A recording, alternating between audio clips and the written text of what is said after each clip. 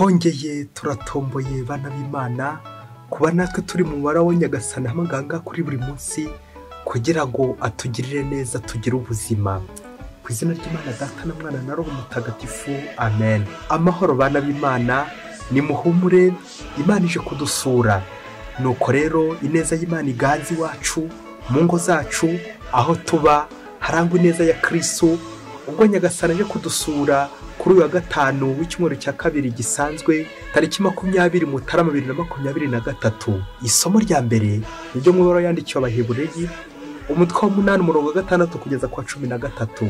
Bavandimwe, ubu ngubu umuhereza bitambo wacu mukuru yeguriwe umurimo uruta cyane uw'abandi bahereza bitambo bakuru, kuko ari umuhuza w'isezerano rishingiye ku byiza bihebuje biruse ibyari byarasezeranywe mbere. Iyaba isezerano rya mbere ryarabaye indakemwa, ntiriba ryaragombye gusimburwa n'irya kabiri, kuko Imana yabatonganyije igira iti, ngaho iminsi igiye kuza, uwo ari Nyagasani ubivuga, maze nzagirana isezerano rishya n'inzu ya Isiraheli n'inzu ya Yuda, atari nk'isezerano nagiranye n'abasokuruza babo umunsi mbafata ikiganza ngo mbakure mu gihugu cya Misiri.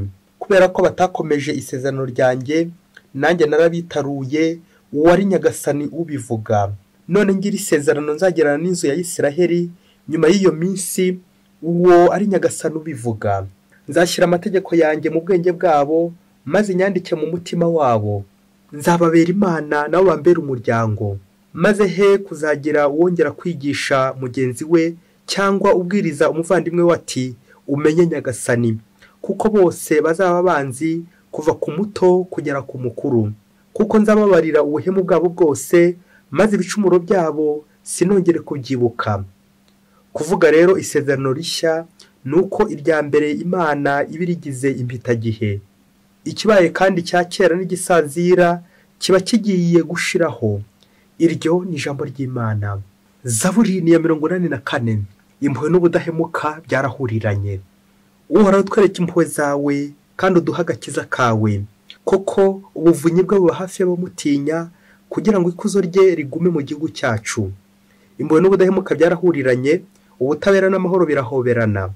Ubudahemuka buzamera busagambe ku isi, maze ubutabera buruhuke buva mu ijuru. Uhoraho ubwe azaba hihirwe, maze isi yacu izarumbuke imbuto. Ubutabera buzamugenda imbere, n'intambwe ze zigaragaza inzira. Impuhwe n'ubudahemuka byarahuriranye. Nyagasani Yesu nabane namwe. Amagambo mu Ivanjili ntagatifu yanditswe na Mariko umutwe wa 3 umurongo 13 kugeza kwa 19. Muri icyo gihe Yesu azamuka umusozi, maze ahamagara abo yishakiye ubwe, baramusanga. Abashyiraho ari 12 kugira ngo babane nawe, kandi ngo abatume kwamamaza inkuru nziza, abaha n'ububasha bwo kwirukana roho mbi.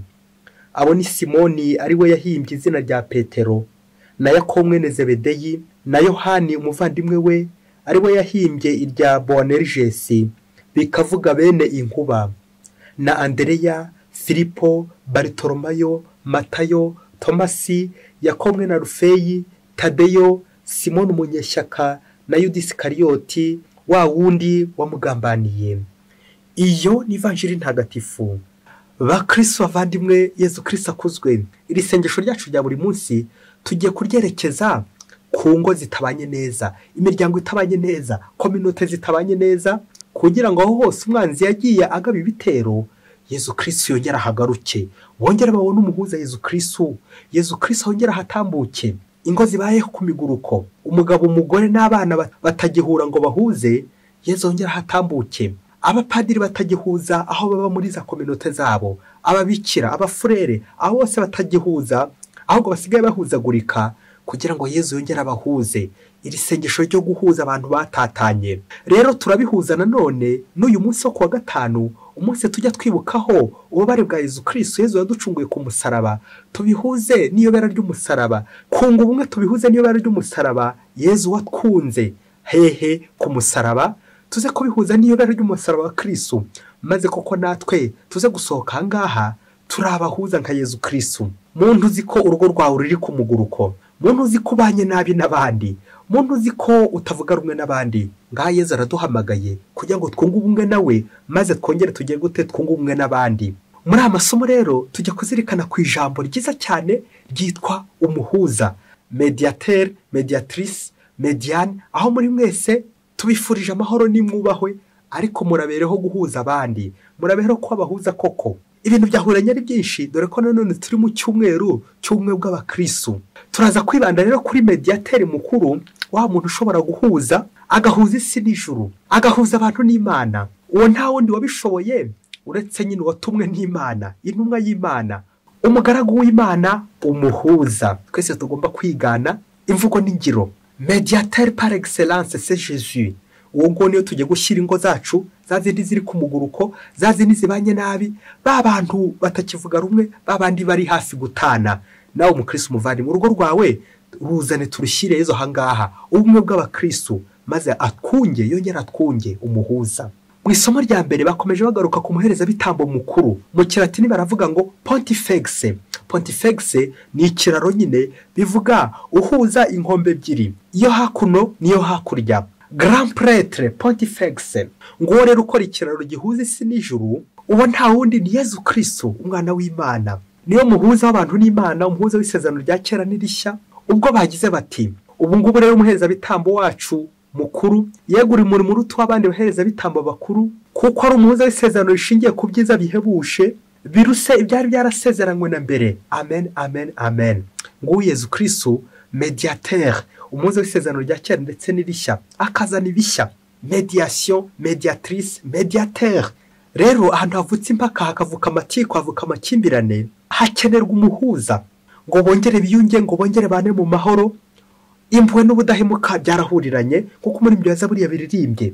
Kuko ikimenyetso cya sekibi ni ahari urwango, ahari umwiryane, division, ahari amacakubiri, aho shitani irahakunda cyane. Naho ahari urukundo, ubudahemuka, ubwumvikane, aho ngaho Imana ibihari. Icyo ni ikimenyetso cy'Imana nyine. Icyo ni ikimenyetso cy'umuhuza. Yezu Kristo yahageze. Aho bavuga rumwe, Yezu Kristo yahageze nyine nk'umuhuza. Uwo niwe musaserdoti mukuru, umuhereza bitambo mukuru, pontifex, ikiraro gihuza isi n'ijuru, gihuza umugabo n'umugore bari bagiye gushyamirana, Yezu Kristo akitambika hagati yabo. Umusaraba, nguko rero n'igihe umuntu acumuye, Imana ntabwo yamutereranye, ahubwo yohereje umwana wayo Yezu Kristo kugira ngo akomeze nyine abe icyo kiraro kiduhuza twebwe n'Imana, twebwe abanyabyaha, maze tugire ubutungane. Ngo umuhuza, ngo mediateur. Yezu Kristo turamwumva nanone muri evanjiri comme mediateur, aza koko kugira ngo koko akomeze akora ubwo butumwa bwo kuduhuza n'Imana. Uyu munsi turumva Yezu kugira ngo akore ubwo butumwa bwo gukomeza kuduhuza n'Imana, yashatse abantu b'abantu b'abanyantege nke kugira ngo bumufashe, arizo bita intumwa.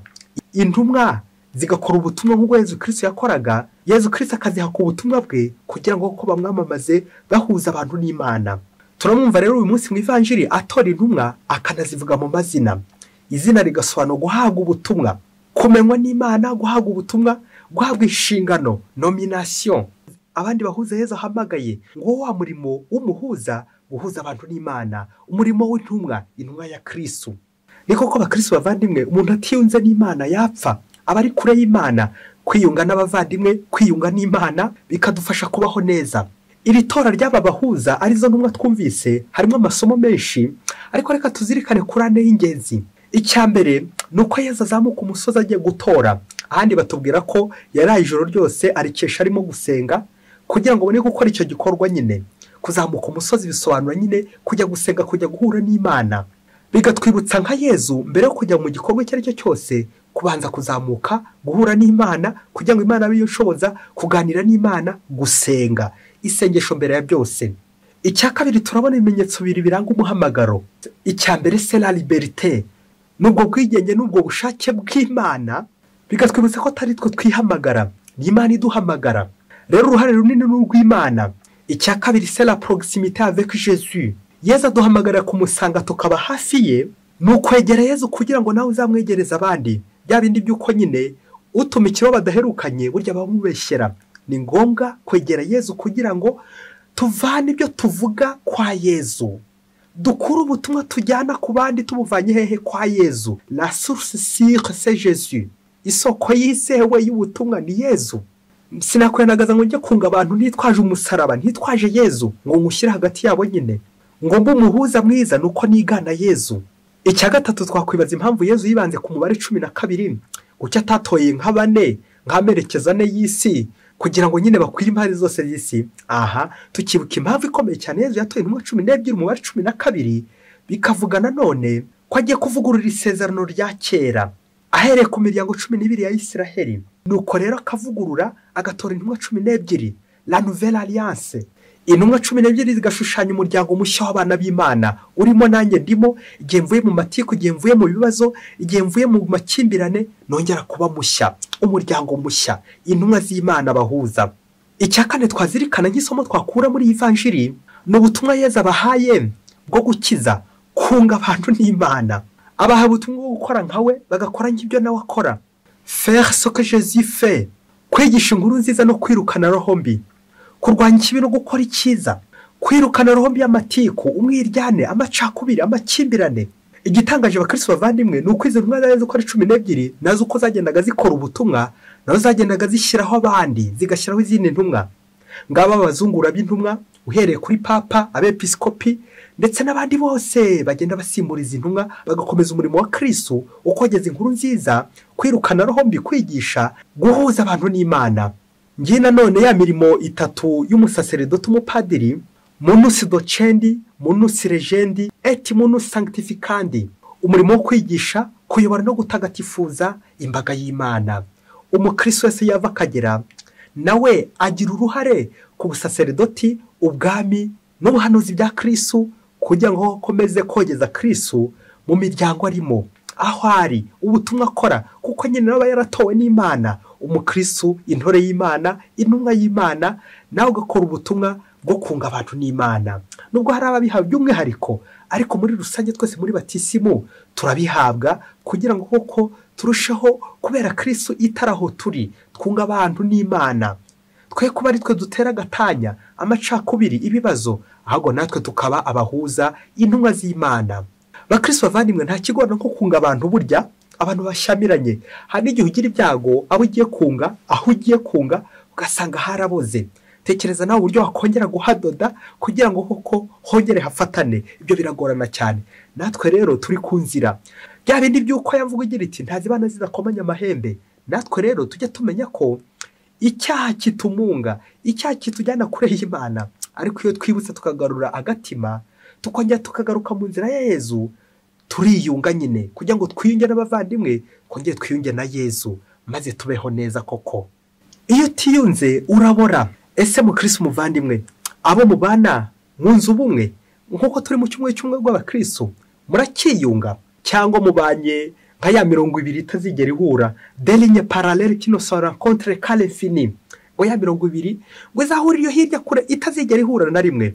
Aha abandi benshi babanye nk'imisozi itigera yimuka ngo ihure, abandi kandi babanye nk'igiti n'inyoni. Babandi bavuga bati niki kigurukira ikindi ari gitari inyoni, bigasanga turi kugenda duhimana mu buzima bwacu bwa buri munsi, bikaza kurangira koko tuboze, kuko abantu iyo batiyunze barabora. Ngo umunsi umwe hirya kure cyane muri Afrika, très loin, ngo umugabo n'umugore ngo batahuzaga, ngo batahuriraga hamwe, ntibakorana inama mu rugo, umva bagashwana. Biza kugera igihe umwe yataha nijoro, undi akaba ari kubyuka ari kugenda, kugira ngo bataza guhura, kugira ngo bahuze, ntibahurire ku meza, ntibahurire ku buriri, yumvikane mu kiriya ntiyongeraga guhuriramo. Ngo kandi mbere ngo bari abakristo b'indani. Biza kuranya koko bashwanye. Bamaze gushwana koko, biza kugera igihe noneho kubana bitongeye gushoboka, bari mu gihe noneho cyo gusaba gatanya kugira ngo koko batandukane burundu. Nuko ngo noneho ngo baza gukora inama, ngo inama mbere yo gutandukana. Muri iyo nama biga uburyo bagiye kugabura ibintu, umwe atware bimwe undi bindi, dore ko ngo bari bafite abana babiri, umuhungu n'umukobwa. Ubwo kwari kugira ngo nanone iyo nama ibabera umwanya wo kugira ngo bagabura abo bana, umwe asange nyina undi se, kugabura ibintu ndetse no kugabura abana ibyo bari bafite, ubundi bashwane, umwe atandukane n'undi. Nuko ngo inama yabo ya mbere koko ibare yo kwiga kuri ibyo bibazo bibiri, imitungo ndetse n'abana bafite, icyo buri wese azatwara, ubundi bagasaba gatanya, bagatandukana burundu kuko ku bana bibananiye. Iyo nama babiri ya mbere bamaze gukora inama, ngo akana kabo k'agahungu ngo kari kumvise ibyo bari barimo n'uburyo batangiye gupanga uburyo bazigabanya ibintu byari biri aho ngaho n'uburyo bazagabura abana. Wa mwana ngo amaze kubyumva nawe atumiza inama we na mushiki we ngo bakora inama. Ibaye inama ya kabiri. Nuko wa muhungu akora inama na mushiki we bumvikana uburyo bagiye kunga ababyeyi babo. Nuko abana amaze kurangiza inama yabo we na mushiki we bamaze kumvikana uburyo bagiye gukoresha kugira ngo koko bongere bunge ababyeyi babo kuko bari barambiwe n'induru n'umwiryane w'ababyeyi babo. Nuko ngo wa musore atumiza inama nyine ya se na nyina ndetse na mushiki we barahura kugira ngo nawe abatangarize ibyo bavanye mu nama yabo we na mushiki we. Nuko babana baratangira, ababyeyi babo bamaze kwicara barababwira bati umva rero mwa babyeyi mwe, hano turi ni iwacu njye na mushiki wanjye, ibyo dufite ni ibyacu, turi iwacu twebwe, ngaho namwe rero ni mujyi wanyu mudusigire ibyacu kuko turi iwacu twebwe namwe ni mujyi wanyu. Nuko inama irangira icyo, babana basabye ababyeyi babo ko bajya iwabo kandi bakajya iwabo ntacyo batwaye, bakabasigira ibyabaho mu rugo rwabo, umuhungu na mushiki we, umusore n'umukobwa, wa mukobwa na musaza we bakabasiga aho ngaho. Nuko inama imaze gusohoka, wa mugabo yongera guhamagara umugore we nabo bakora indi nama. Bamaze gukora inama maze baravugana bati umva rero koko ahangaha turi burya ntabwo ari iwacu. Umugabo aza gusanga iwabo barapfuye atagifite iwabo, atagifite aho yajya. Umugore nawe asanga koko ari imfubyi atagifite iwabo kandi aramutse agiye ntacyo koko yakongera gutwara. Bose bamaze kumvikana ko aho bari mu icumbi batari iwabo, ari abana n'abacumbikiye, baza kwanzura ko bagiye gusaba imbabazi abana tuzongera gusubiranamo kuko ntaho bafite bazajya, nta wabo bagifite, nta n'ibyo bafite bajyanayo koko. Nuko wa mugabo noneho aho bwakera atumiza inama noneho y'urugo, inama ya mbere y'urugo yabahuje we n'abana n'umugore. Nuko bakora inama maze umugabo aheraho asaba imbabazi ati bana banjye rero biraranye ntituzongera gushwana na rimwe, tugiye kuguma aha ngaha maze koko dukore neza dufatikanye. N'umugore nawe nuko asaba imbabazi, bose basabana imbabazi, ari abana ari ababyeyi bose basabana imbabazi ko bagiye kubana neza mu rugo rwabo, bazirikana ko bari mu icumbi maze bakore neza koko nta kuzongera gushwana na rimwe. Urugo rubaho gutyo neza mu mahoro, nta mwongeye gushwana n'undi. Nuko rutera imbere, ari abana ari umugabo ari umugore bose babana neza, bazirikana ko bose bacumbitse, umugabo n'umugore ko bacumbikiwe n'abana kuko bari iwabo w'abana nyine. Bakristo bavandimwe, Yesu Kristo akuzwe. Ese wabaho umwitozo ni inama zingahe zibaye muri uru rugo? Aha niyo mwakurikiye, habanje iya mbere y'umugabo n'umugore mbere yuko batandukana. Iya kabiri yakurikiyeho yari y'abana bombi. Iya gatatu yakurikiyeho yari y'abana n'ababyeyi babo bari kubatangariza imyanzuro mishya yuko bagomba kubarekera ibyabo bakajya iwabo nabo. Iya kane yari y'umugabo n'uyu mugore bumvikana uburyo bagiye gusaba imbabazi. Iya gatanu nk'uko twabyumvise yari inama koko none ihuza urugo rwose, inama rurangiza, inama koko ihuza abashyamiranye, ihuza abari mu rugo. Bakristo bavandimwe, izi nama ko ari eshanu turazihuza n'ibikomere bya Yesu ko ari bitanu. Yesu watwunze agatwunga n'Imana akoresheje iki? Umusaraba. Kristo bavandimwe iyo uyishyize hagati y'abantu bari gushyamirana bahita nyine bahura. Umusaraba wa Yesu Kristo, ibikomere bya Yesu Kristo ko ari bitanu, umusaraba wa Kristo kuri wa gatanu nyine tukabihuza maze natwe tukunga ubumwe n'abavandimwe bacu. Turazirikana abantu babayeho comme des lignes parallèles qui ne se rencontrent qu'à l'infini, abantu bahuye ku buryo batahuza. Abo ngabo bose ni shitani wabagendereye. Turazirikana abantu ingo nyinshi zibaye ku miguruko za divorce gatanya, abo bose n'umwanzi se cyo wabagendereye. Turazirikana ingo z'abihaye Imana, communauté religieuse, abo bose babayeho nabi, babayeho ku muguruko batagikora inama, abo bose umwanzi se cyo yarabagendereye. Tubasabire, wasanga urimo nanjye ndimo. Turazirikana imiryango itakivuga rumwe, umwe agatambuka aha undi agatambuka hariya, ntibongere guhura ntibongere guhuza. Abo bose bagendereye umwanzi se kibi, no kubasabira. Ese mubyeyi y'abantu bashyamiranye ubungute ubahuza ute? Ese ujya ku ruhande rwande? Ujya ku ruhande rw'umugore cyangwa rw'umugabo? Ujya ku ruhande rw'umwana cyangwa rw'umubyeyi? Ujya ku ruhe ruhande? Aho ngaho wasanga ujya ubogama, ukabogamira nyine akajya bindi bavuga ngo igiti kigwiraho kibogamiye. Wowe ntukabogame nk'igiti mu Kristo muvandimwe, ubu muhuza mediateur katabogama nka Yesu Kristo. Hari igisubizo kimwe utakwibagira iyo ugiye kunga abantu, kuba umuhuza, kutagira urenganya, kujya ku mpande zombi, ukumva uruhande rw'uri kuvuga ko ari kurengana, ukumva n'uruhande rwo bari kuvuga ko ari kurenganya, homba ukajya hagati. Nk'uko Yesu Kristo aduhuza twebwe abanyabyaha akaduhuza n'Imana, Imana umwere, twebwe turi abanyabyaha, Yesu Kristo akaduhuza. Nguko uko ngomba gutera koko amahoro aho ndi hose, nta gutera umwiryane mu ngo z'abandi n'ahandi hose, ahubwo ngatera amahoro. Ngo Yesu Kristo ujya hagati y'abantu n'Imana akabunga akabahuza. Nawe umukristo umuvandimwe, uze kureba ingo zitabanye neza, uze kureba abantu bose ubona koko bariho ku muguruko, nta kintu gisigaje kubakorera. Nk'uko aba bana bajya hagati y'ababyeyi babo bakabunga, babibutsa inshingano z'umubyeyi. Umubyeyi nyine yahamagariwe kurera, umubyeyi yahamagariwe kunga ubumwe n'abana ndetse n'uwo babana. Naho ibindi byo kwizunguza, kwitera hejuru za divorce, uko no gutatira igihango, no gutatira umuhamagaro, no gutatira ubutumwa, no kujya kure y'ubutumwa. Kandi Yesu ku ikubitiro akuvuga mu izina, iyo ugiye gushinga urugo n'umuvandimwe, iyo mugiye kubana akuvuga mu izina guha nomination ati kanaka, nk'uko uhamagariza intumwa mu mazina yazo, ati jya hariya, kora iki giki. Ese mukristo umuvandimwe, ubutumwa bwawe uracyabufite? Cyangwa nawe umeze nk'uru rugo umugabo ashaka gutandukana n'umugore we, ariko abana mediatrice na mediateur bakaza kuza hagati ati aha, buri wese akani wabo, ni mugi wanyu, hano turi ni wacu, aha turi natwe ni kwa Yezu. Ntawemere gutera intugunda, ntawemere gutera umwiryane. Umuntu uri kwa Yezu buri gihe cyose agomba kuzirikana ko nyine turi no mu icumbi, aha turi ni kwa Yezu, ducumbitse kwa Yezu. Uramutse ucitse kuri Yezu, uramutse uvuye mu rugo, uzamenye ko ugiye kubora. Nta handi wajya usibye muri Yesu Kristo. Kuguma iwawe, kuguma iwanyu, kuguma kuri ba mediateur na mediatrice akaba ariho tuguma. Nanjye rero nk'umukristo, Yezu yahaye kugira uruhare muri batisimu, uruhare ku busaseridoti bw'ami n'ubuhanuzi bya Kristo. Nanjye mpamagariwe kutaba gashoza ntambara, ahubwo nka mediateur mediatrice, ngahuza abantu n'Imana. Urwango, inabi, umwiryane, amatiku naza ntazaba ari nge biturukaho. Cyo gisubizo ngifashe cyangirira neza.